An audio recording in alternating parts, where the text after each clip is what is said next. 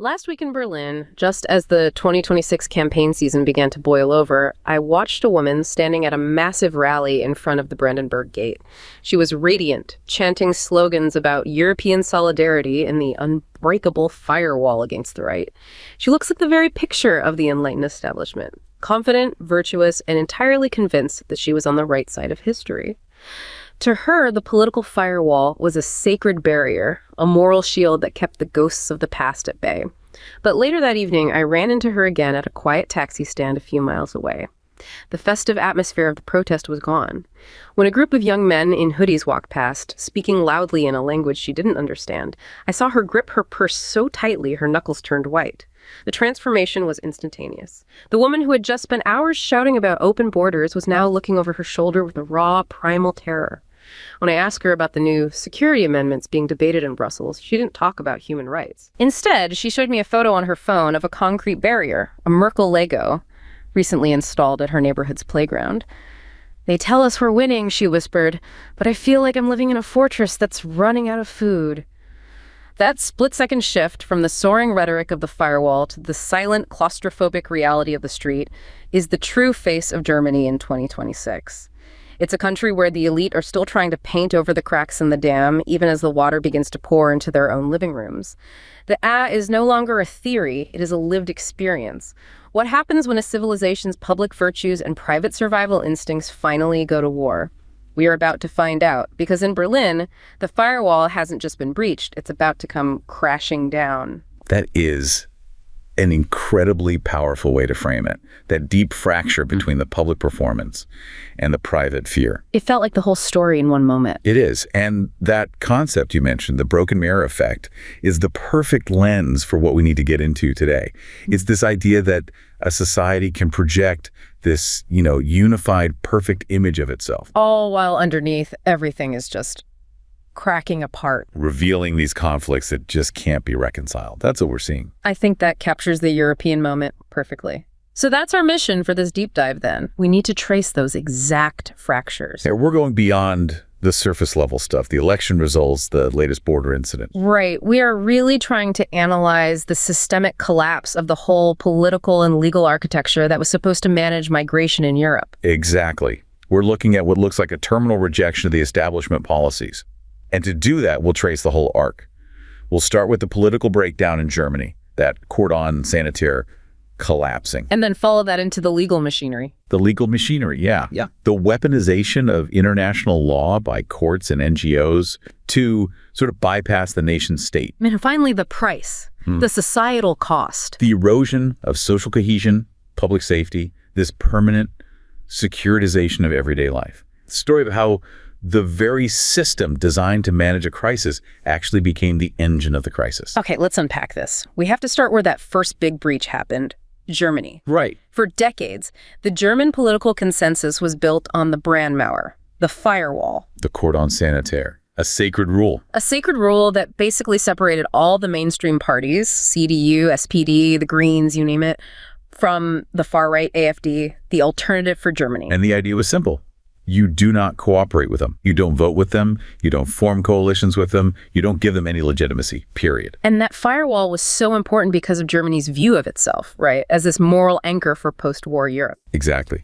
To even engage with the AfD, which is fundamentally anti-EU and anti-immigrant, was seen as, opening a door to the darkest parts of their history. It was a moral line in the sand, much more than just a political strategy. But something changed. As our sources document, the whole environment leading up to the February 2026 elections in Germany shifted fundamentally. It did. The public mood on migration had been souring for a long, long time. So the pressure was building. Immense pressure. You have a constant inflow of people. You have recurring, high-profile public safety incidents. And the mainstream parties, especially the center-right CDU under Friedrich Merz, felt it. They had to react. So they started talking tougher? They started talking a lot tougher. They progressively hardened their rhetoric on migrants, on borders, on security, and in doing so, they almost inevitably started to sound a bit more like the AfD. Exactly. The policy gap between them narrowed. They were trying to win back voters who were drifting to the right, but in doing so, they were essentially validating the AfD's core issue. They were saying, yes, control is the most important thing. So they were already validating the issue, even if they weren't endorsing the party. Which brings us to the breaking point. January 29, 2025. This wasn't just rhetoric anymore. This was a vote in the Bundestag. This was the moment of truth. Merz, leading the CDU, pushes a motion, a concrete piece of legislation to strengthen border controls and expand police powers. But to pass it, he needed a majority. And in a parliament that's really tightly divided, getting that majority meant he had to take votes from wherever he could get them, and that meant accepting votes from the AfD and the Liberals. And that act, relying on the AfD's votes, even for a policy the CDU claimed was essential, that was the taboo, bro. The breaking of the taboo. Profoundly. What was the reaction? Immediate. Hysterical. The establishment, especially the left-wing parties and a huge part of the media, they just erupted. It was publicly condemned as opening das Tor zur Hölle. The gates to hell. The gates to hell. The framing wasn't about policy details. It was about moral treason. But Merz's defense is what really signals the bigger shift. Because he didn't apologize. He didn't try to explain it away as a necessary evil. Not at all. He doubled down. He tried to seize the moral high ground for himself. He came out and said, and this is a direct quote, "A right decision does not become wrong if the wrong people vote for it. It remains right." Wow. That changes everything. That is the pivotal exchange. Oh. Because with that statement, Merz reframed the entire German political battle. The debate stopped being about the technicalities of border policy or asylum processing. It became a fight over good and evil. A stark conflict of right versus wrong. And that is what we mean by the moralization of immigration. It's fascinating because what you're describing isn't just one party going to extremes. It's the entire system polarizing and forcing everyone to speak in these moral absolutes. That's exactly what the research shows. This moralization is driven by elite polarization. As the main parties drift further and further apart on this one single supercharged issue, immigration, they all ramp up their use of moral language. So it's not just the right. No, it's across the spectrum. Whether you're defending the sacredness of the Brandmauer or defending the rightness of a security crackdown, the language becomes extreme. It's non-negotiable. It's all about moral integrity, not pragmatic solutions. And that creates a vicious cycle, right? A self-reinforcing loop where any attempt at compromise is seen as a moral failure. Precisely. Because if your opponent isn't just mistaken on policy, but is actually morally evil, then you can't negotiate. You can't find common ground. It just hardens everyone's position and sucks all the oxygen out of the room for any kind of nuanced technical debate. Okay, but let's talk about the AfD's specific role here. They're excluded from power, but they seem to have this unique ability to shape the entire conversation, especially online. They are uniquely successful at it. The data confirms that as the anti-immigrant challenger party, the AfD sets the tone. They consistently use this highly charged, what researchers call negative moral emotional rhetoric. Language meant to provoke fear and outrage. Fear, outrage, moral disgust. And the crucial thing is it doesn't stay in their echo chamber. It trickles down. And how does that trickling down actually work? What does it look like? Well, if you analyze, say, German Twitter data from that period, you can see it clearly.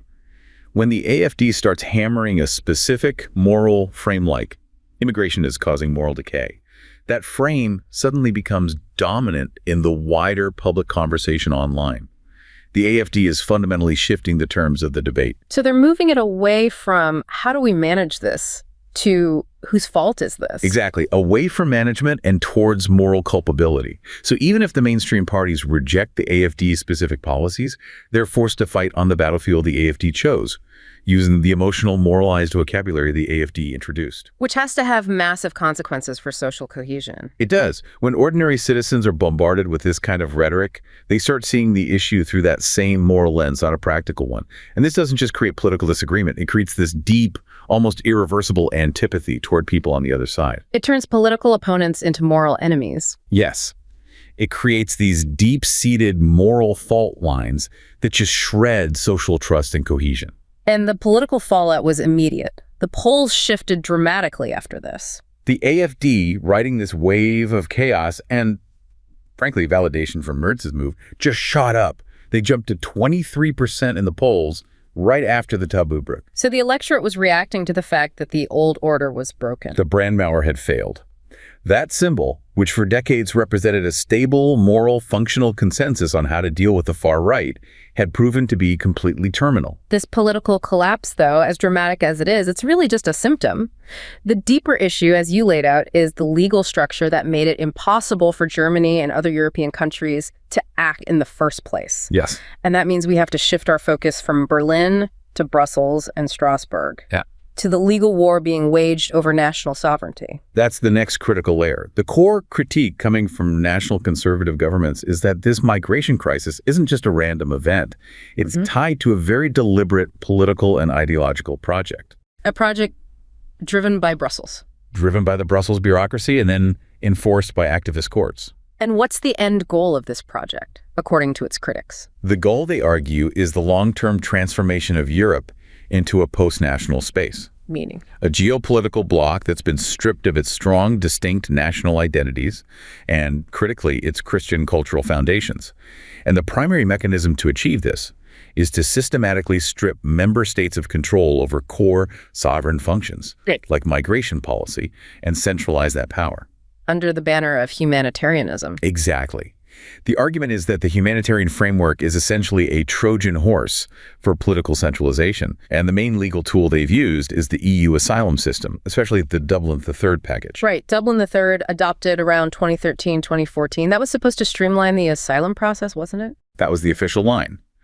But critics argue that under huge pressure from a network of liberal NGOs who successfully reframed the entire debate in these radical humanitarian terms, the system was engineered to be maximally exploitable.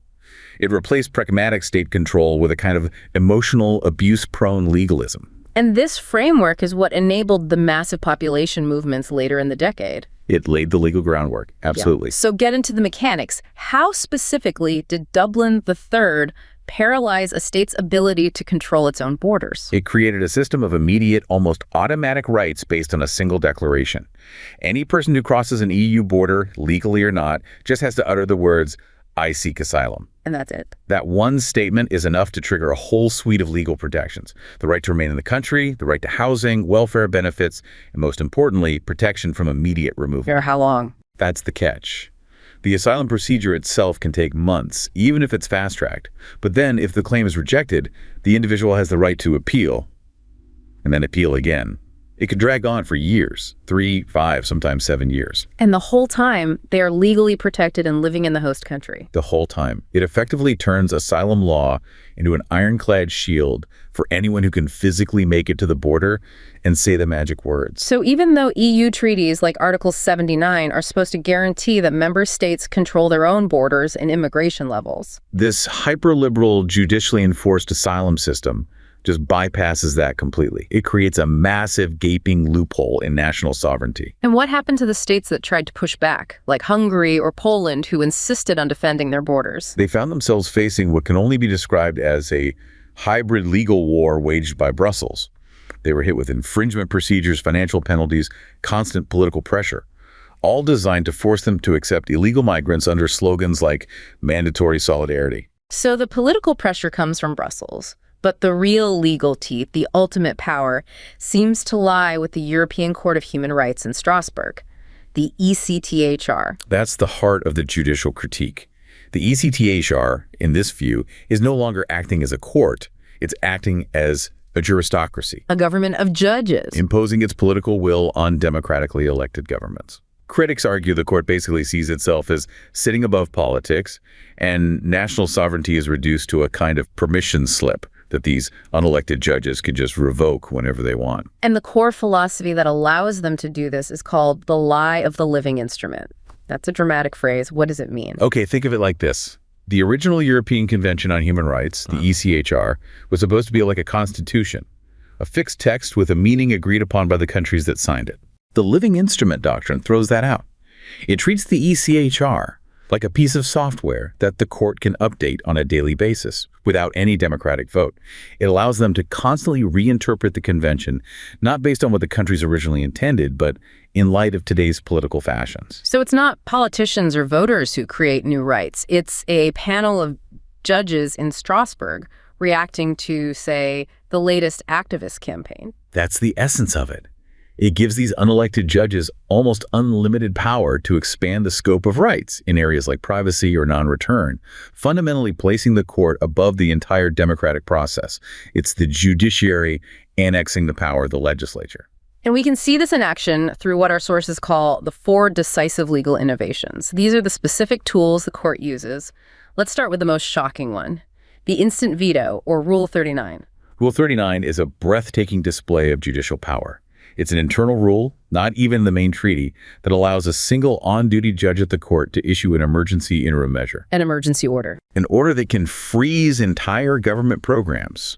And it can be issued on the basis of very limited information, sometimes without the government even having a chance to properly argue its case. And the textbook example of this is the UK's Rwanda policy. Absolutely. The British government spent years and huge amounts of political capital setting up this plan to send asylum seekers to Rwanda for processing. The first flight is on the tarmac ready to go. Hours before takeoff, a single ECHR judge issues a Rule 39 order. And just like that, the plane is grounded. A single unelected judge in Strasbourg vetoed a flagship policy of a sovereign democratic government instantly. That's an incredible amount of power for one person. Okay, what about the second tool? The criminal's catch-all, the expansion of Article 8. Article 8 is the right to respect for private and family life, a really important right in its original sense. But the ECHR has stretched its meaning so far that it's become this notorious catch-all for stopping the deportation of illegal immigrants. Even ones who've committed serious crimes. Yes, this is the shocking part. The court's rulings have frustrated the deportation of convicted drug criminals, burglars, violent offenders, even rapists. How can they possibly justify that? The logic they use is that if an illegal immigrant has been in the country long enough to establish social bonds, maybe they've had a child or have a partner, then deporting them would violate their Article 8 right to a family life. The court essentially weighs the criminal's right to a family life against the state's interest in public safety. And the criminal's rights often win. It's astonishing. It prioritizes the social ties of a convicted felon over the will of a democratic legislature and the safety of the public. It also creates a perverse incentive. If you can drag out your legal case long enough to start a family, you're shielded. That's the critique. It forces the state into these endless, costly legal battles just to remove people who have clearly forfeited any right to remain. Okay, the third innovation hits border control directly. The outlawing of borders through what's called extra-territorial reach. This one is devastating, especially for countries with sea borders. It comes from cases like Hirsi-Jama, which involved Italy. The court decided that the ECHR applies outside a country's national territory. Wait, how does that work? How can a convention on human rights apply in international waters? The court's interpretation is that the moment a state's vessels say the Italian Coast Guard interdicts a migrant boat, that state is exercising effective control over the people on board. And once there's effective control, the full weight of the ECHR applies, which means you can't push them back. You can't return them. You are legally required to bring them to your shore so they can make an asylum claim. It completely hamstrings any attempt to enforce a border at sea. It basically says your border isn't the coastline, it's anywhere your Navy operates. It moves the defensive line from the physical border to deep inside your own territory, making effective control impossible. And that brings us to the fourth pillar, the expansion of non-refoulement, which seems to override even national security. This is maybe the most critical for state security. The principle of non-refoulement says you can't return someone to a country where they'd face torture or inhuman treatment. Which sounds reasonable. It does. But what's crucial is that this principle is not actually written into the ECHR text itself. It's been expanded by the court through case law. And now the court says it forbids returns even if the individual is a known, verified national security risk. So even if your intelligence agencies say this person is linked to a terrorist group, you still can't deport them easily. The court demands this incredibly burdensome, individualized assessment for every single case. The state has to present its evidence, potentially compromising sensitive intelligence, and the individual gets full legal aid to fight it for years. It turns asylum law into a shield for, yes, economic migrants and criminals, but also for people actively hostile to the state. So the judiciary has systematically taken over policy and security functions from the other branches of government, but they're not acting alone. This paralysis is amplified by these transnational NGOs. Exactly. The NGOs are no longer just advocacy groups. They've evolved. They are now acting as, essentially, autonomous enforcers of international law. Enforcers beyond borders. Yes, and they're carrying out actions that are sometimes, this is the key phrase, in the teeth of state opposition. It's a major shift from lobbying to direct action. And what gives them this power? Two things. First, the legal framework we just talked about. All these new legal avenues give them standing in court. And second, technology. They can use surveillance tech, encrypted comms to monitor borders, coordinate rescues, and build legal cases in real time. They see an enforcement gap left by states. And they rush in to fill it, whether the state wants them to or not. And the most extreme example of this was Poland during the hybrid attack in 2021. Right. This was when Lukashenko and Putin were weaponizing migration. A clear act of state aggression. They were flying in thousands of migrants, reportedly even emptying some prisons and physically pushing them across the Polish border to try and destabilize the EU. Poland responded with force, defending its border. But what was happening inside Poland? They were fighting a war on two fronts. Because internally, a network of NGOs, some of them financed by groups like USAID and the European Commission, ironically, were actively sabotaging the Polish state's response. Sabotaging how? The source material is explicit. They are coaching migrants on the exact legal phrases to use to break the law and get asylum. They were running aggressive media campaigns against the Polish border guard, accusing them of human rights abuses. That goes way beyond advocacy. That's active subversion. It's seen as subversion. They were using the very legal mechanisms created by Strasbourg, the right to claim asylum, the threat of interim measures, to systematically undermine a sovereign state's legitimate response to a hostile attack. It's the full, vicious cycle in action. The politicians are powerless, the legal system is turned against the state itself, and the public is just watching this chaos. Which leads us straight to the third part of this crisis, the societal cost, the breakdown of cohesion, and the rise of a securitized state.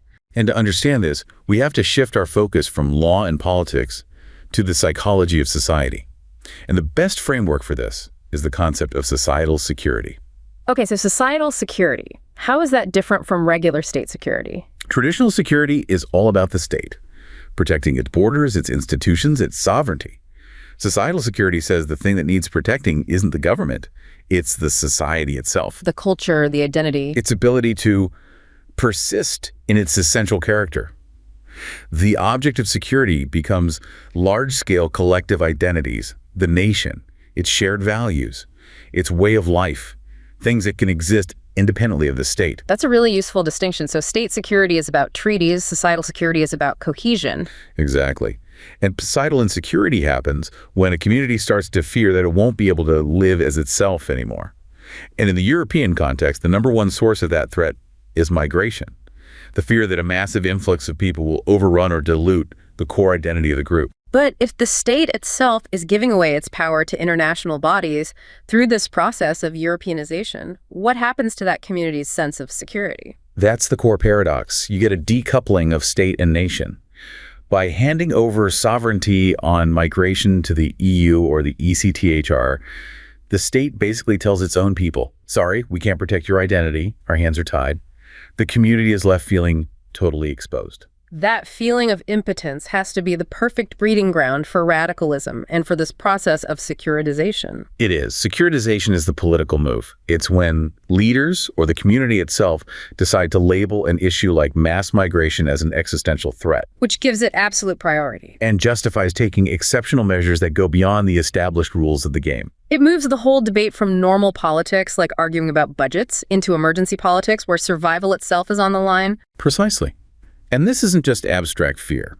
In Western Europe, this securitization move is fueled by tangible daily realities. Soaring crime rates, street violence, gang activity, and a general breakdown of social cohesion in many cities. It's the visible failures of integration, on top of the legal paralysis, that makes the public feel like it's an emergency. Which brings us to the reality on the ground, the state of integration and these so-called parallel societies. The term parallel Gesellschaft in parallel societies is a huge part of the policy debate, especially in countries with a long history of migration like Germany or France. It's driven by what people see, residential segregation and what they perceive as deep cultural differences. And the policy response has shifted over time, hasn't it? It's shifted almost entirely to placing the onus on the migrant. You see it in citizenship tests, integration contracts. The government's message is basically, we've provided the opportunity, it's up to you to prove you want to integrate. But regardless of whose fault it is, the evidence for a widespread failure of structural integration is pretty overwhelming. It is. This isn't just anecdotes. It's measurable in the labor market, in education, in housing, right across the continent. So let's start with the economy. What are the actual barriers people face? We see clear evidence of what's called ethnostratification. TCNs, third country nationals, and refugees have much higher rates of unemployment and underemployment, even when they have the same educational qualifications as the native population. So a degree from Damascus doesn't count the same as a degree from Dusseldorf? In practice, no. A huge barrier is that employers often don't recognize overseas qualifications. So you have doctors driving taxis, you have engineers working in warehouses. Limited language skills are another massive hurdle, often trapping people in low-wage, insecure jobs. And this gets passed down to the next generation through the school system. It does. Children from these groups often don't perform as well in school. They end up concentrated in poor neighborhoods, which means they go to poorly resourced schools. It creates this cycle of what researchers call segmented assimilation. Meaning they don't assimilate into the mainstream middle class? They assimilate into a marginalized underclass. They become trapped, generation after generation, reinforcing the very segregation that fuels the whole parallel society's fear. And that brings us to the really sensitive part of this. The cultural tensions. The fear isn't just about jobs, it's about values, religion, way of life. Right. The residential segregation is a huge concern for policymakers. They see these concentrated ethnic neighborhoods not as supportive communities, but as breeding grounds for non-integration, a threat to social cohesion. And the cultural debate, especially around religion, is where the moralization we talked about in Germany really hits the street level. Absolutely. The argument is made very seriously that these deep sociocultural differences undermine the basic civic trust you need for a high-functioning welfare state to even work.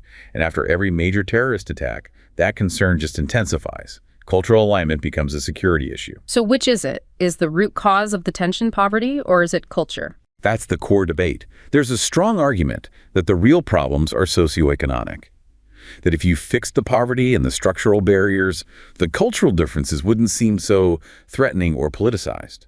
But politically, the focus seems to be on culture. It does. The whole policy trend is towards prioritizing sociocultural assimilation over everything else. The burden is now entirely on the migrant to adapt culturally and linguistically.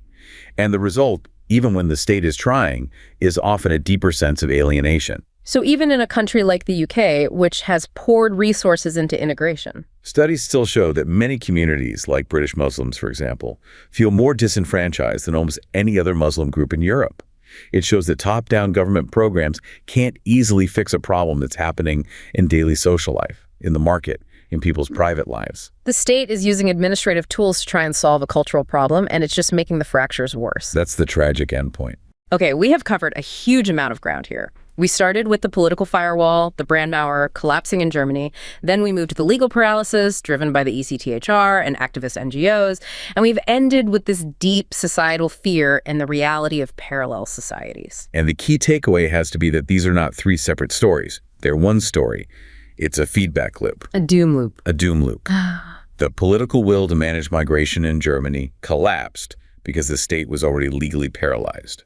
The judicial overreach from Strasbourg, combined with the sabotage from the NGOs, created a legal straitjacket. And that powerlessness, that legal straitjacket, is what fueled the profound sense of societal insecurity in the first place. That feeling the woman at the taxi stand had. The system that was built to manage migration through law became the very thing that destroyed the sovereign tools needed to protect the community, which in turn fueled the political rebellion against the establishment. So we're at a constitutional collision course. Yeah. What are the options left for a sovereign state that feels it's in this trap? What is the binary choice they face? That's the defining conflict for Europe now. The tension between legal compliance with this system and the raw imperative of national security.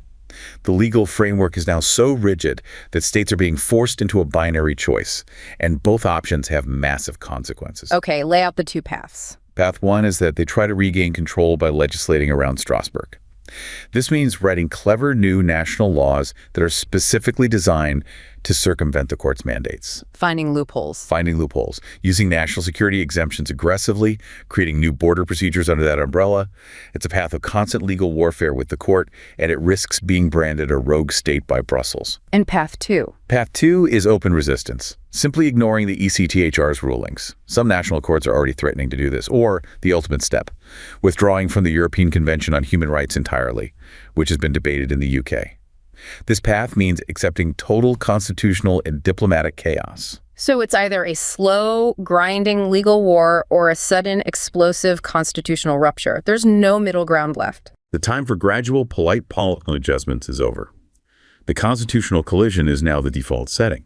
And the real question for Europe is not if this conflict will be resolved, but how it will be resolved, legally, politically, or on the streets. It is a final confrontation between a post-national legal ideology and the survival instinct of the nation-state.